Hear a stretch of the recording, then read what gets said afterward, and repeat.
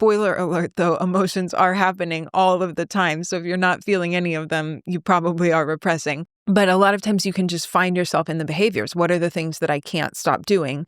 And that might be tied to a moment of emotional repression that you can then start to learn the skills to gradually drop into the body, feel, move, express, and then the behavior starts to shift with that. And then suppression is when we're making that conscious choice to not express. Yeah, it happens with awareness. And there's an energy of self-abandonment also Mhm. in suppression. And I think that's what we're talking about when it comes to authenticity.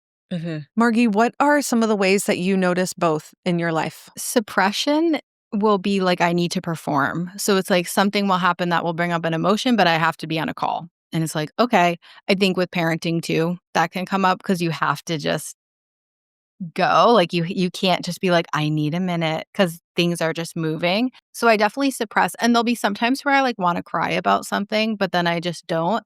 And I know like I'm gonna pay for that if I don't.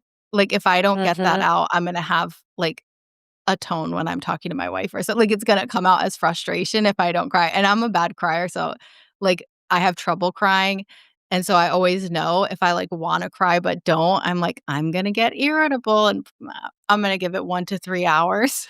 So I'm s- I I've seen the patterns with suppression, which is helpful.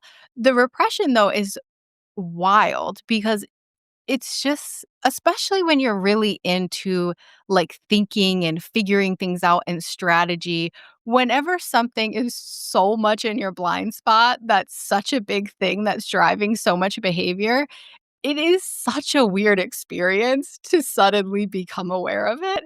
Mhm. And that's, like, the thing about emotional processing. I feel so passionate now about people doing it, but I also don't know how to explain it to them because when you don't experience the awareness of suddenly processing emotions when you weren't, it doesn't feel like anything because 'cause you're just not aware of it. It's, like, in your blind spot. It's not just something you don't know, it's something you don't know that you don't know.